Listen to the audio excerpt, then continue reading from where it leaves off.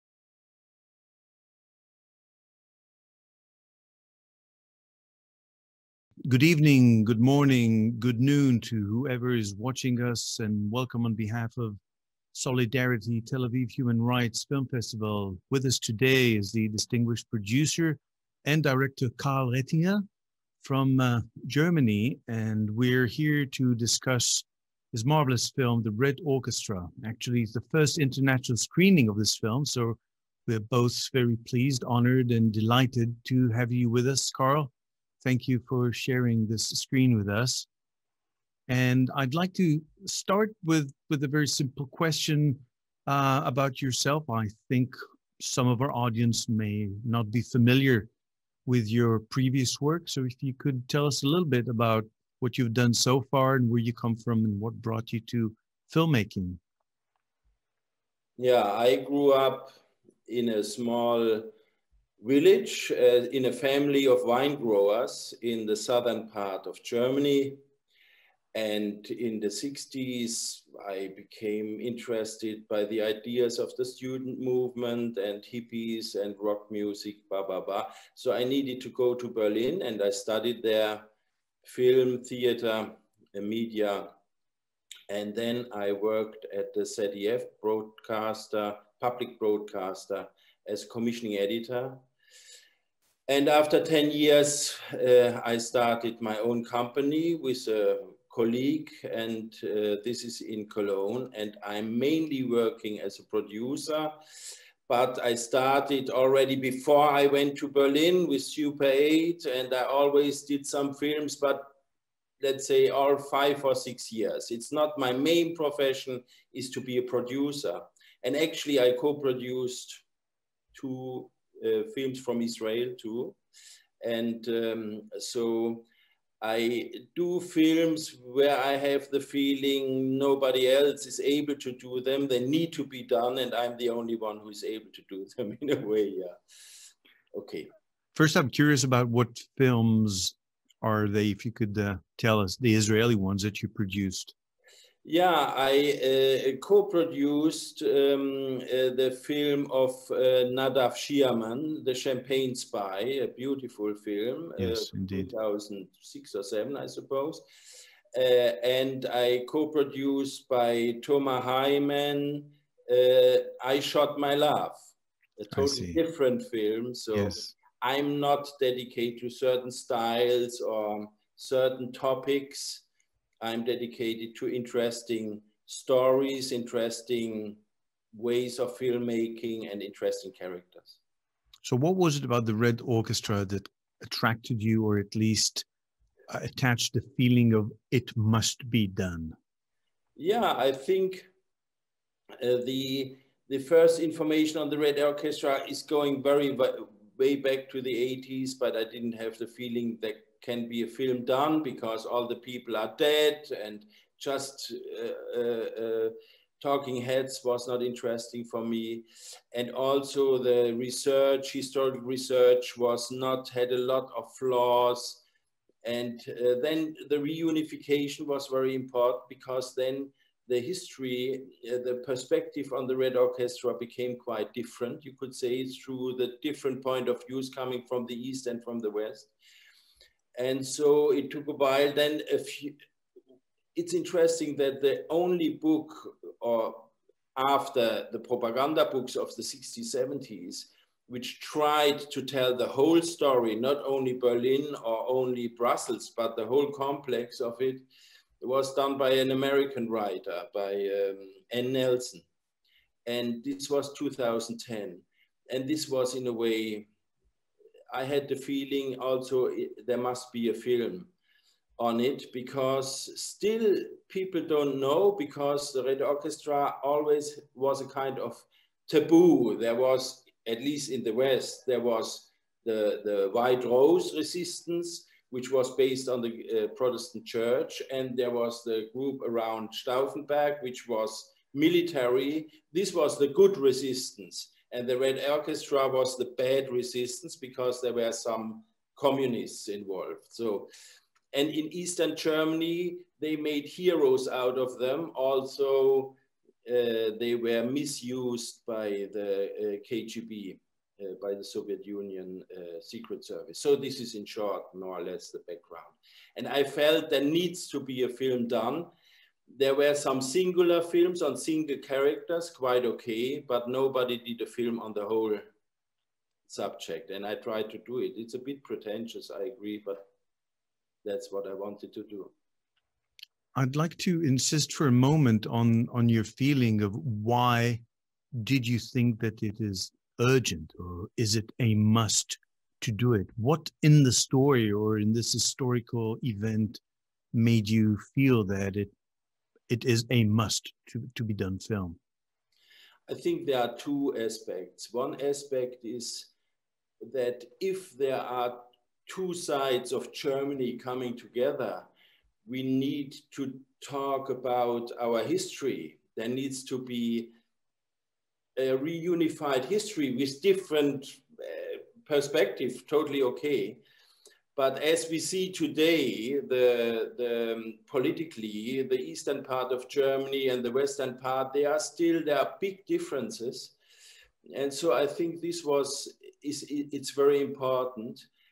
And second, I mean, that's the project of my generation, to deal with the past, to deal with the Third Reich. I mean, my father was an officer in the Wehrmacht, so that's something which is in our neck, or we want to face this, we want to deal with it. And actually, it was from the beginning less dealing with the Jewish part in it. This became, I didn't know very much about this. This became more and more interesting when I did the deeper research. It was more that we cannot say, because there were 5 communists involved, this resistance was not good. Of course, they gave informations to the Soviet Secret Service. They tried to give information to the Americans, to the British. They didn't want to work with them. And I think as a resistance group, this is absolutely legitimate. For me, they are not traitors, but it was a legitimate form of resistance, because you could not get rid of Hitler inside of Germany. You needed the help from abroad, and then but as we see, as I told in the story, you cannot do something like this without putting guilt too. So it's a very ambivalent and interesting moral dilemma in a way. Mentioning guilt, where would you place the heart of guilt in that story? The guilt of whom, or the guilt of whom was not discussed in this story? How do you mean not discussed? I mean, I think for me, these people are not heroes like they have been shown in East Germany, or also by Russian historians.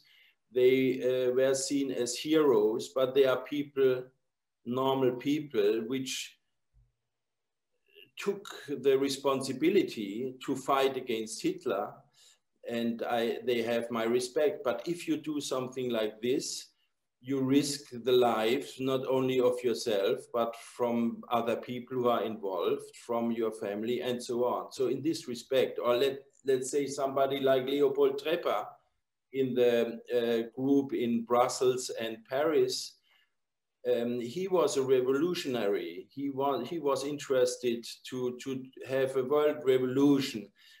As a young guy, he came from a very poor Jewish family in the south of Poland.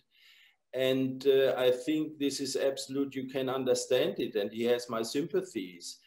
And then, I cannot say every step, but he started to work for the Secret Service in Russia, and he was sent to Brussels. And when he arrived in Brussels in 1938, the guy, the head of the military Secret Service, was already shot. So he was, in a way, in a trap, you could say.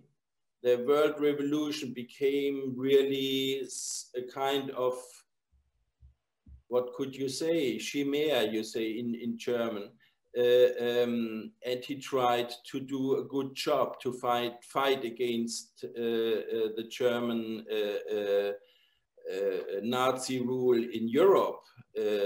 But he had to fight, how in Germany we say, den Teufel mit Beelzebub. If you have on one side Stalin, but I mean, Stalin was crucial to overcome the German military. Not only Stalin, but let's say the 15,000 soldiers he sent into their death.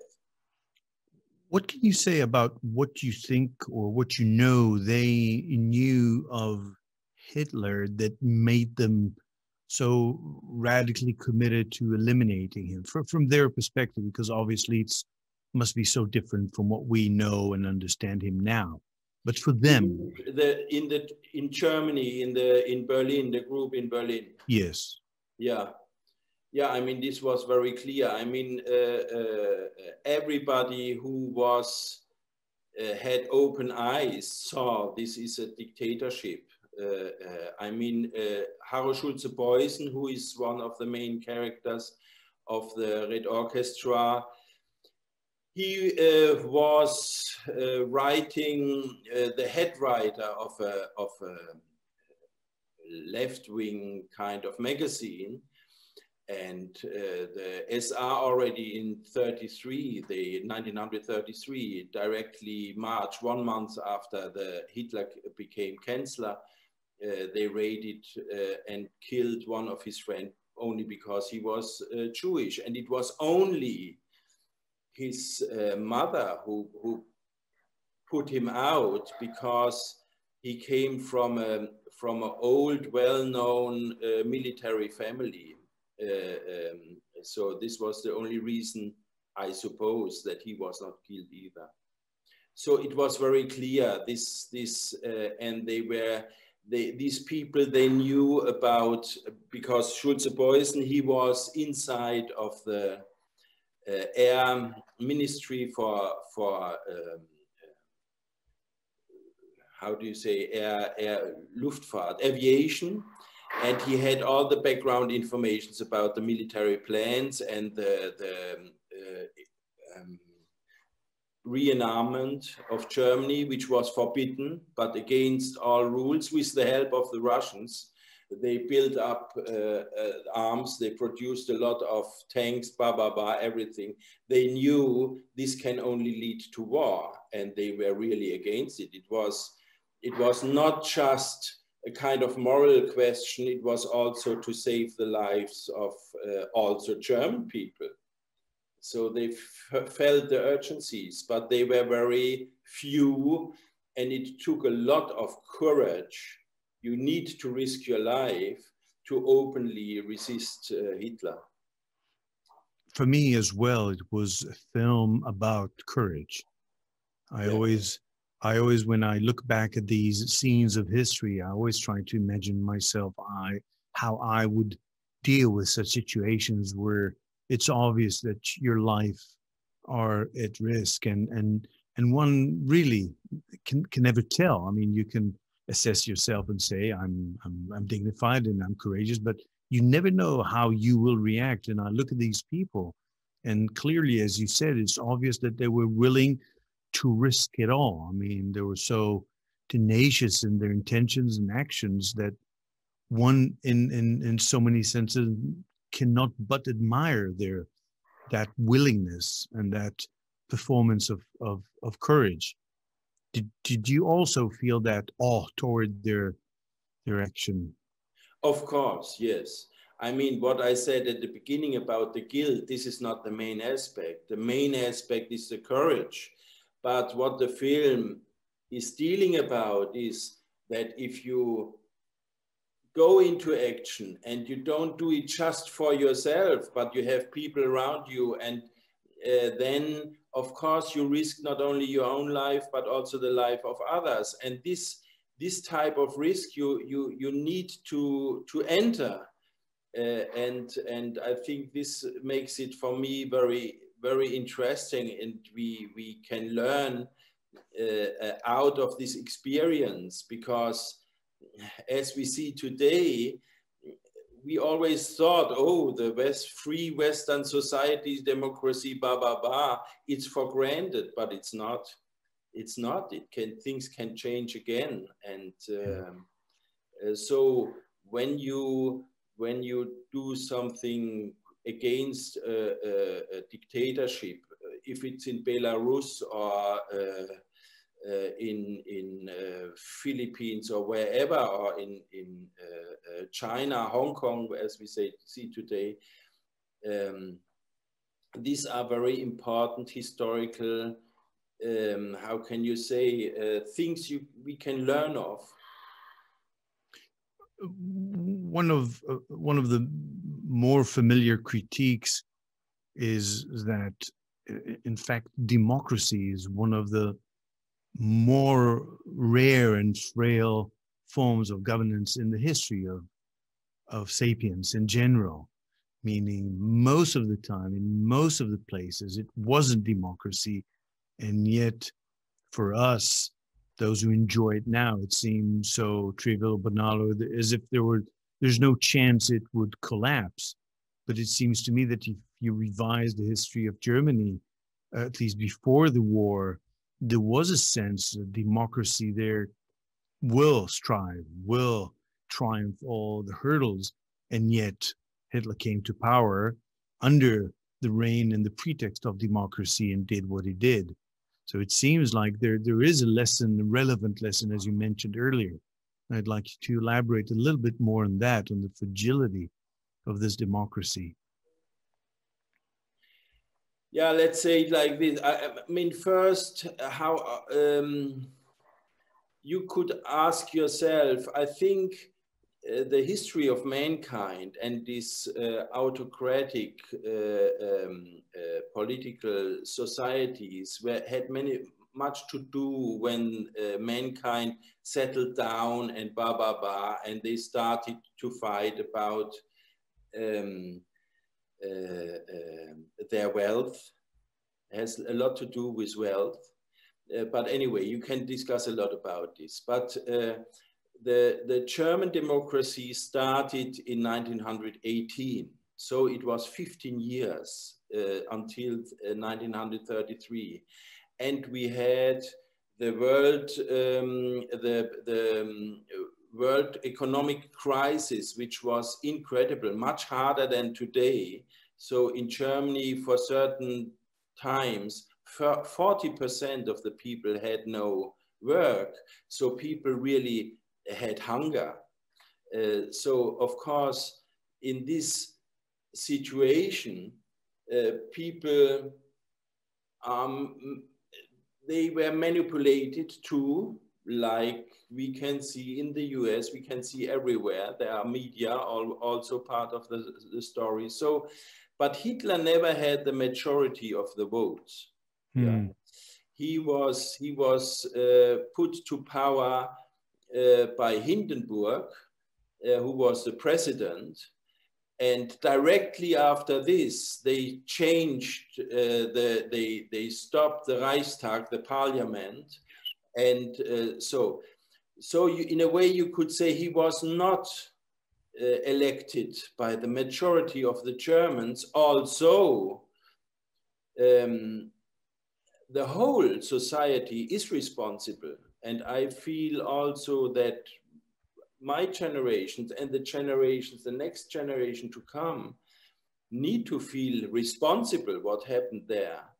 But I need to say he was not elected by the majority. But you see, we can also not be too critical with the people who did not have the courage. You see, when you risk your life, let's say you have children you need to care about, so we have to respect in a certain way. But there were a lot who profited by the Hitler regime.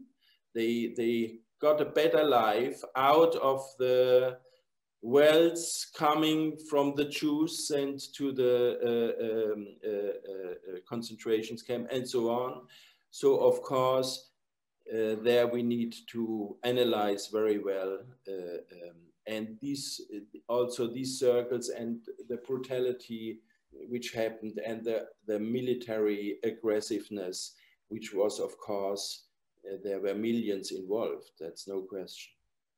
One of the aspects that really kind of shone bright and attracted my attention was the fact that on both parts, Hitler and Stalin, and the Americans as well, received information that if they would have believed that information in the given time, the course of history could have gone in other directions. But it seems that the mutual disbelief in the information and the intentions of the enemy, the lack of trust, the fatal lack of trust, induced the severity of the occurrences. And in many senses, it is because that lack of will to trust that information that caused the events.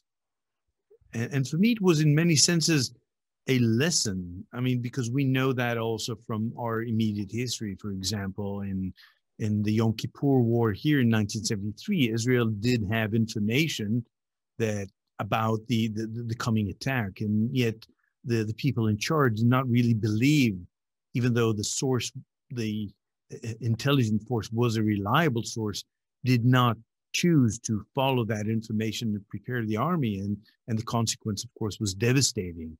And it goes the same for the Americans and for Stalin and for Hitler as well.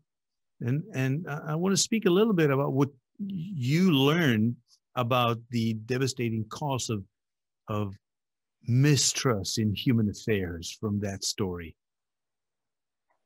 Yeah, I mean, the first thing, I first want to say something before that. For me, it was interesting not to do a film about the people who were killed. What do you say? The sacrifices. I want to do a film about the people who fought against it. And for me, it was very interesting that there were quite many Jews involved too. So this is the first thing. And concerning these informations, on Stalin's side, it was just, you see, he was an ideologist. He was very narrow-minded. You believe only things you know, and you know only things you believe. And he didn't want to believe this. We can see this in other politicians the same. They are not really open. Very many of them are narrow-minded, and maybe to go through all these steps of a political career, in a certain way, you need to narrow down to be able to bully the others out. I don't know, maybe this is part of it. But Stalin, he was he thought he's the guy who understands everything. He wrote, let's say, like 100 books. I mean, not very interesting books. So he said, no, this is not possible. For him, actually, the main enemy were the British imperialism. You know, this was for him the enemy. And for Leopold Trepper, one of the main characters of the Red Orchestra, it was the same. And this, but from Leopold Trepper, it came out of his experience in Eretz Israel and in Palestine, yeah, because of the British mandate. So the world power back then, the Americans of the 30s were the British. So you can, in a way, understand that Stalin thought they are the main enemies and they want to provoke me, you see, to enter into a struggle with Hitler. But still, he was just too narrow-minded because he, not only from the Red Orchestra, but also from Richard Sorg and from other resources, they got all these informations and he didn't want to believe it. With the Americans, it's different. Like it's told in the film, Arvid Harnack, who was married with an American wife. She grew up in the States and he studied in the States for 2 years. He was sent by the economic ministry to the US to do negotiations for raw materials they needed for the war. He did not say for the war, but it was clear. So at the same time, he used this mission to secretly get into contact with the State Department and say, hey, they are starting within, it will take not more than a year and they will start a war. And he found out they were not interested in it because there were many strong right-wing influences in the American politics back then. And also like Trump today, America first, they said, okay, if there's a war in Europe, who the fuck cares about it? And they still were interested in the business to do with it, you see. So it's a totally different story. And it was somebody like Roosevelt who was really crucial. And the British, I think, why did they not support the resistance in Germany? It's very hard to tell. I think they did not like the idea that there are some people who are inside of the apparatus that tries to collaborate with them. I don't know. They had some spy activities in Berlin, but it never came, they never supported this. And they were, because there were some like Arvid, he was really left-wing, they were, I think, also critical about this. Let us go back for a moment to discuss the filmness, the film layer of making that film. Yeah.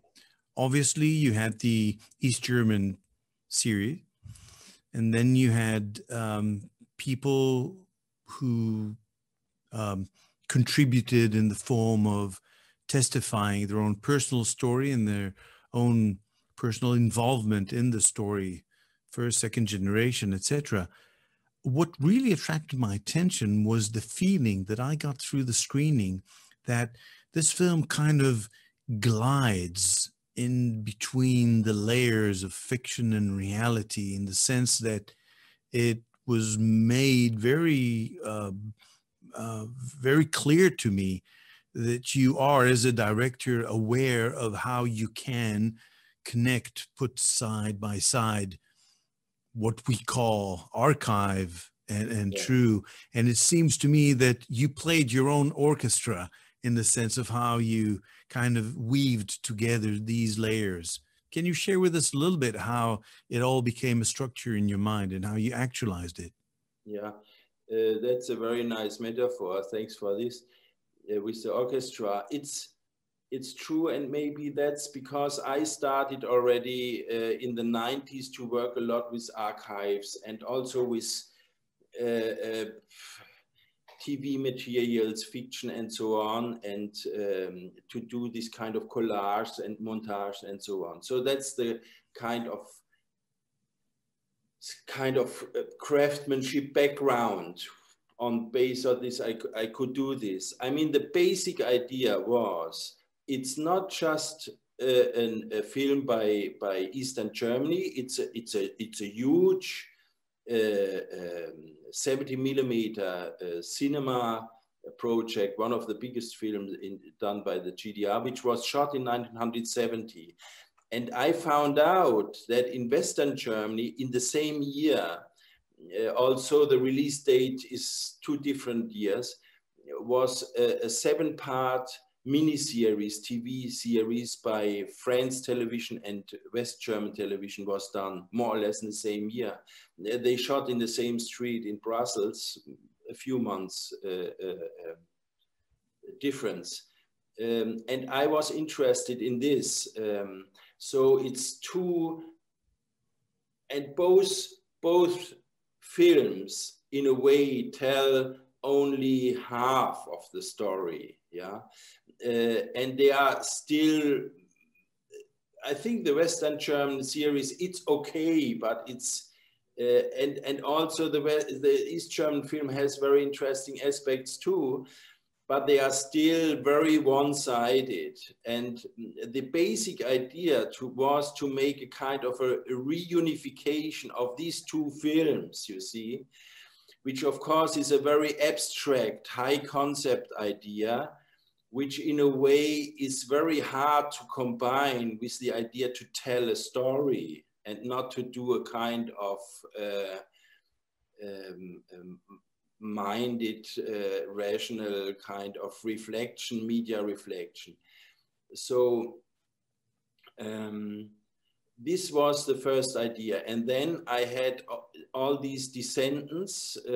I tried to find for every main person in the backstory, a person of today telling his or her story in a way. So for, let's say, for Leopold Trepper, there's Lital Levin, which is a grandniece of him. For Schulze Beuys, it's a niece of his wife, Libertas. So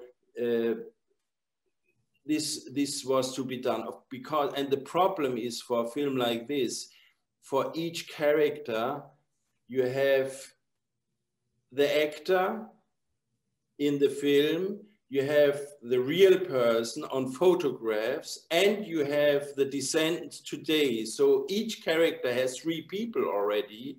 You need somehow to put into the story, which makes it very complicated. So it was really, we edited more than a year on this film, 1.5 years nearly. It was with a lot of test screenings.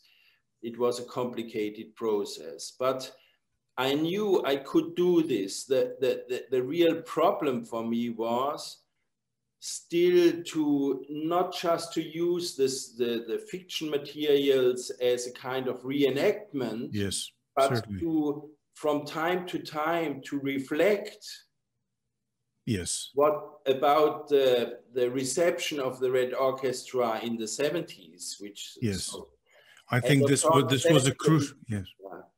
I think it was a crucial element, almost in the sense that if you hypothesize a film without it, one would already feel compelled to say, no, it must be, it had to be part of the film in order to legitimize its historical perspective for you as a film director in the 21st century. Yeah, I mean, of course, it's also to use these fictional scenes helps to tell the story to a larger audience. I mean, we will have a cinema release in Germany, I hope, in March next year. There will be the premiere. But of course, this will be very limited, not only through the COVID restrictions, but the art house cinema circuit is very limited. But it will be shown on German TV, it will be shown on Arte in France, it will be shown in Belgium TV, and I hope via Gidi Avivi, maybe it will be shown in Israel too, and maybe sold, I don't know. So of course, this is something to relate to a larger audience, and at the same time to reflect about not only this story, but how history is written, you see. This is at the last act, it's a bit more about this. It's the survivors who write history, at least at the beginning. The Gestapo people, they all survived, more or less, yeah. Yes. And the Red Orchestra, nearly all of them were killed by the Gestapo, so they cannot write history. And as we saw, many of these Gestapo henchmen who were persecuting the Red Orchestra, they went into the secret service in Western Germany, and so on. So to reflect about how history is written, that's also something what I wanted to do. So there are several layers in the film, so the audience can just look for the story of the Red Orchestra. Some people can reflect on the different perspective of these two films, which is not so easy, actually, I must admit. Yes. And also on the process of history writing, how a myth is created, how our idea, what happened in the past, is created. As we're nearing the end of this conversation, I have two more questions that really I want to share with you. The first one is the use of the historian, the protagonist that opens the film and ends it. If you remember, the 75-year-old bourgeois. Yes. No, you mean Hans Coppi. Hans yes. Coppi, sorry. Yeah, he's not only a historian, but he's also the son of the radio operator of the Berlin Book. Yeah, he was my main character. Yes, I mean, well, editing-wise, he opens the film, closes the film, and I would like to quote from him his last words from his mother, and ask for your thoughts on it. Of course, you remember it. He says that his mother left him a note, and in that note, she says, "Fight for what is worth and more. Die when to die it's time. Then life will not be such a chore." And this is, for me, not a message from the past, even though there are ancient existential values that pass through generations. But it seems like there's a universal message that comes across this message. And I think that is not a coincidence that you chose to close your film with it. What does it mean for you, for us people, early 21st century people, in the face of all this conundrum and universal mess going on right now? How can this serve us, this message from eternity? What can we learn from it? Yeah, I mean, first, maybe we have to tell people who are watching or listening, it's a message. He was born in the prison, and his mother, she was killed half a year later, hanged. She was already had a death sentence when she wrote this. And for me, you see, it was also very difficult to say what they were not, in a way, they were not successful. Yeah. And the question of success, I think, is a very interesting question. We all crave for success, everybody, yeah? Economic success, in your job, and so on. And also, our societies are very much based more and more on individualism, which gives us a certain kind of freedom, but we lose in a way what you said, values. What is life worth for? Of course, I mean, you have people around you, you take responsibility if you have kids, if you are in a love relationship, if you have parents to care about. So, but we all need to care about mankind too. So, of course, when I started this film, I thought I'd do a film on two heroes, on Leopold Trepper and on Harro Schulze-Beuys, who fight against Hitler for the right things. But I learned quite soon this is not so easy. And what I can say, this woman who wrote this, yeah, she sacrificed her life. She was not successful fighting against Hitler, but she was successful in one respect, and this is very important for Hans Coppi, for her son. I talked a lot with him about this, that it would be very hard for me to deal with all this, with our past, you know, without having a few people who risked their life to fight against Hitler. If everybody was going like this and saying, no, I'm too afraid, I cannot do anything, it's too much, and I look that maybe I get a better job if I go inside of the party. So how could we live today? It would be very, very hard. So you have this also, you see, I have dealt a lot with the system of families. And also in families, you have certain, when people get mad in a way, they take the negative energy is focused of the whole family clan is focused on one character, and he takes the sacrifice and the others can live their lives. And it's a bit, yeah, I don't know how to tell it better. These people, they sacrifice their lives that we can still say, okay, mankind is not just a bunch of stupid, narrow-minded and selfish people.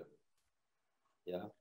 Certainly they're not few, but as Plato noticed very well in the metaphor of the cave, we need those brave people who look beyond what is put in front of their faces and look into the truth, into the light of the truth, and not be afraid. I can only wish for you to continue to make beautiful films that will evoke such films. I wish for myself and all the audience to always be able to be as courageous as these people were and choose to be on the right and just side of history. And I want to thank you from the bottom of my heart, not only for this conversation, but for contributing with your creative mind and endeavor this wonderful film. I think that every young person in the world should watch it and make a mention that what we have now is fragile and we should fight for it. And yeah, I just wanted in short to thank, there were some people of yes, please, Israel involved to make this film and support this film.